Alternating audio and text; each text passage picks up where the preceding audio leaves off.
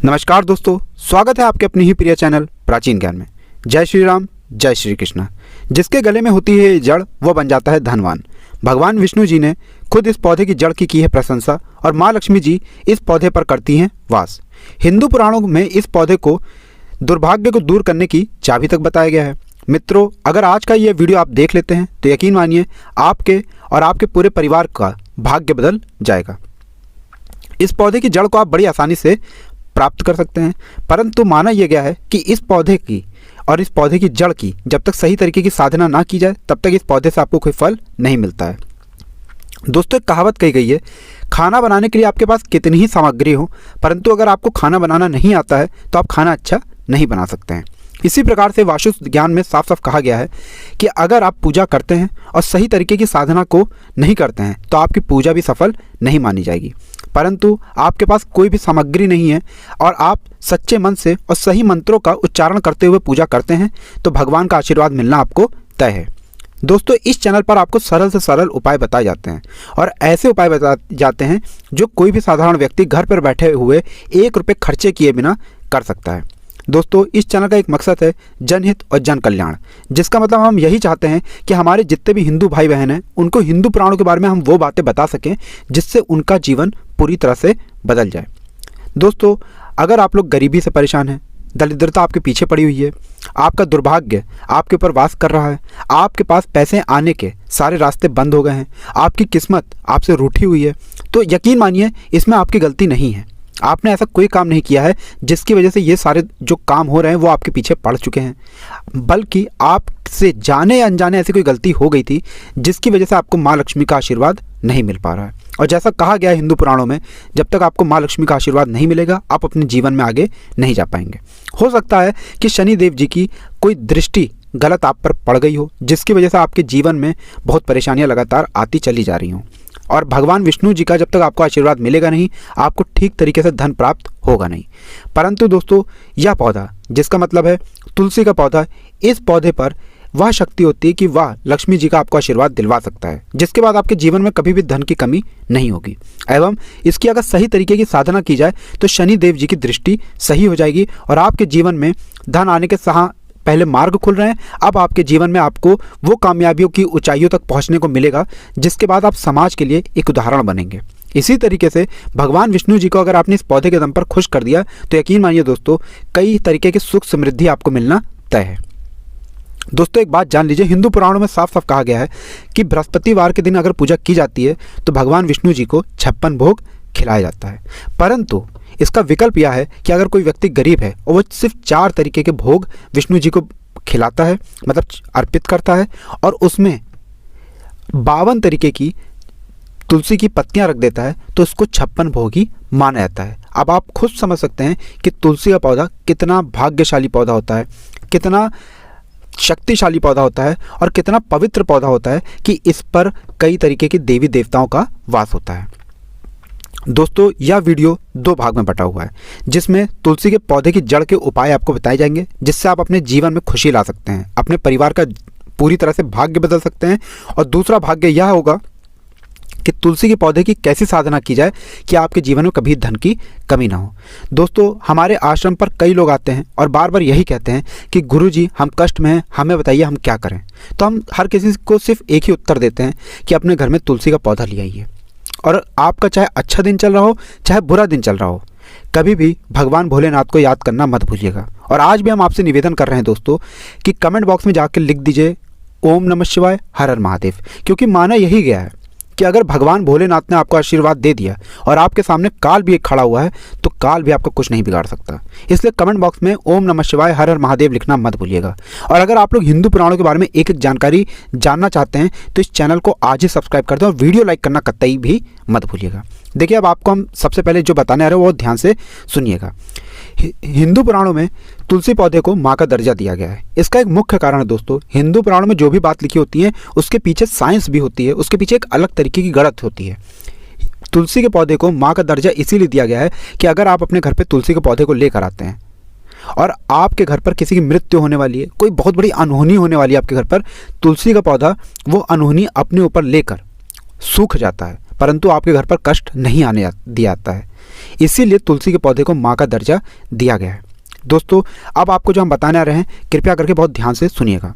अगर आपके ऊपर शनि दोष लगा हुआ है, रवि दोष लगा हुआ है, सूर्य दोष लगा हुआ है, बृहस्पतिवार का एक ऐसा दोष लगा हुआ है जिसकी वजह से सुख समृद्धि आना बंद हो गई है और आपके घर में कलेश होती चली जा रही है, तो इसको आपको शांत करना होगा। और इसको शांत करने के लिए आपको तुलसी के पौधे की जड़ का इस्तेमाल करना होगा। किसी भी तरीके के आप दोष से गुजर रहे हैं, मान लीजिए आपके ऊपर 7.5 ही लगी हुई है, जिसको शनिदेव जी का एक दोष माना जाता है, तो कई लोग इसको बहुत अशुभ मान लेते हैं और घबराने लग जाते हैं कि हमारे 7.5 साल बेकार हो जाएंगे। तो आपको एक बात आज हम बता दें और अपने चैनल के माध्यम से आपको वही बात बताएंगे जिसमें आपका फ़ायदा होगा। देखिए दोस्तों, किसी के ऊपर अगर 7.5 ही लगी हुई है तो यह अशुभ नहीं होता है, बस इसमें आपको संभल कर चलना होता है और सही तरीके की पूजा करनी होती है। जिसका मतलब यह है कि अगर आप 7.5 से गुजर रहे हैं, आपके ऊपर बृहस्पतिवार का दोष है, सूर्य दोष है, रवि दोष है, तो आप परेशान मत होइए।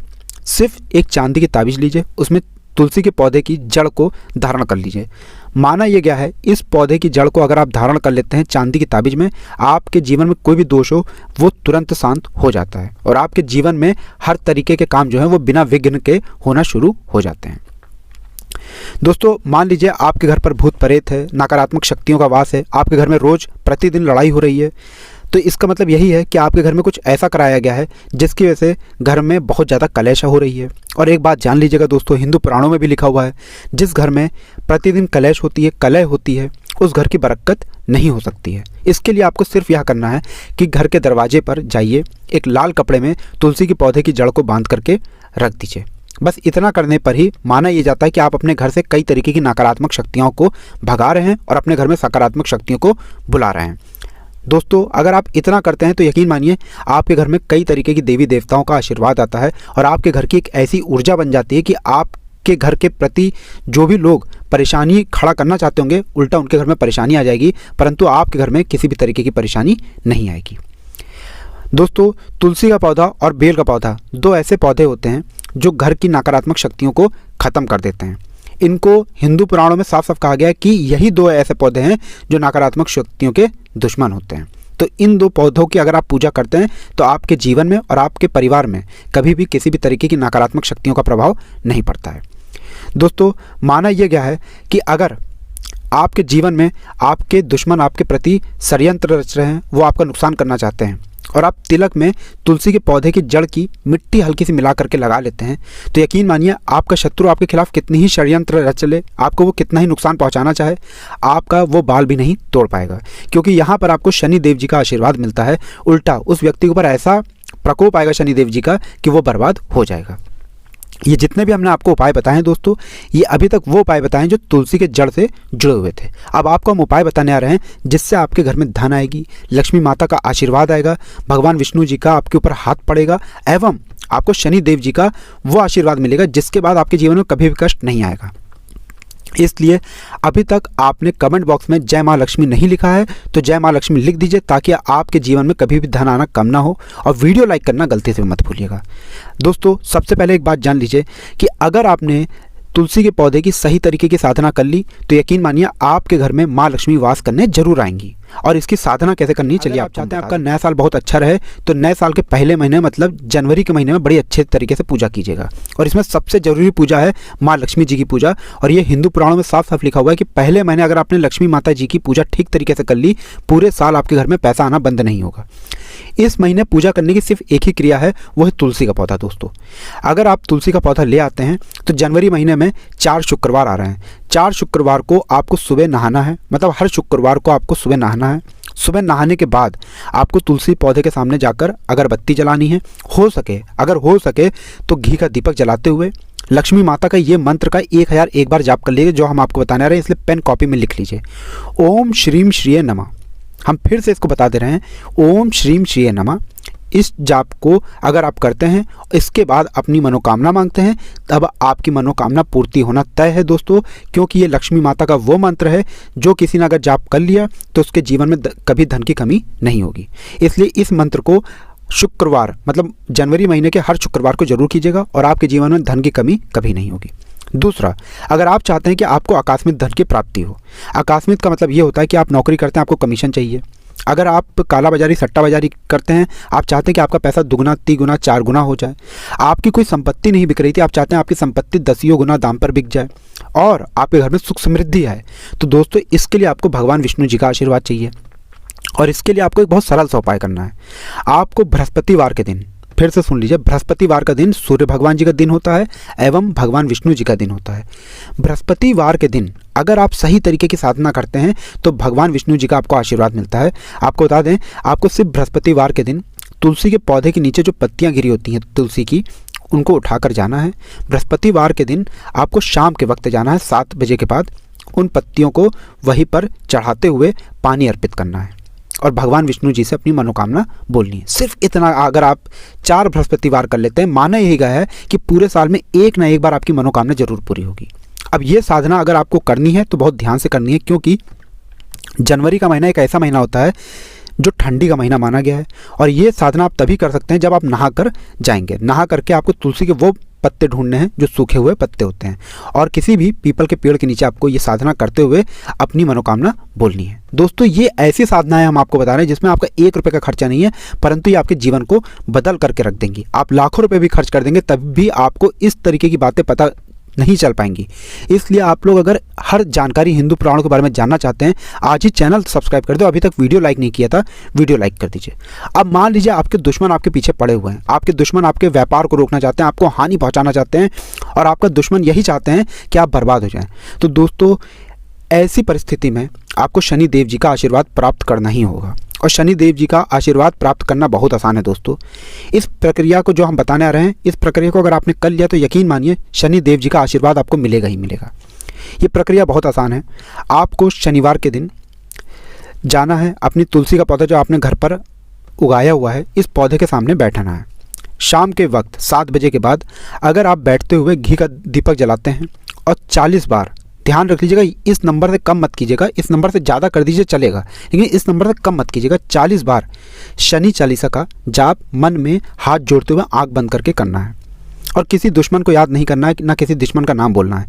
यकीन मानिए कोई भी व्यक्ति जो आपके पीछे हाथ धो के पड़ा होगा, आपके व्यापार को चौपट करना चाहता होगा, आपके परिवार को नुकसान पहुँचाना चाहता होगा, आपको बर्बाद करना चाहता होगा, आप इस बात को मान के चलिए वह व्यक्ति बर्बाद हो जाएगा। वह व्यक्ति का जो चलता चलाता व्यापार होगा वो खत्म हो जाएगा। उसके घर में ऐसी कलश आएगी कि लक्ष्मी माता एक तरफ उसको आशीर्वाद नहीं देंगी, दूसरी तरफ उसका घर बर्बाद होता हुआ चला जाएगा।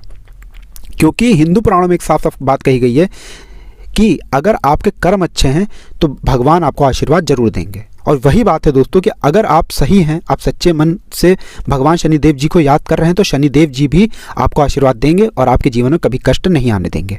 तो ये जो प्रक्रियाएं हमने आपको बताई हैं, ये जो क्रियाएं हमने आपको बताई हैं, ये वास्तु ज्ञान में साफ साफ लिखी हुई हैं। आप वहाँ से जाकर भी पढ़ सकते हैं। परंतु आप ऐसी साधनाओं के बारे में जानना चाहते हैं जिससे आपका जीवन बदल जाए, आपके जीवन में धन आना चालू हो जाए, तो इस चैनल को अभी तुरंत सब्सक्राइब कर लें और कमेंट बॉक्स में हर हर महादेव लिख दें ताकि भगवान भोलेनाथ की जो कृपा है वो आपके ऊपर बनी रहे। वीडियो लाइक करना मत भूलिएगा। हर हर महादेव, जय शनिदेव, जय लक्ष्मी माता।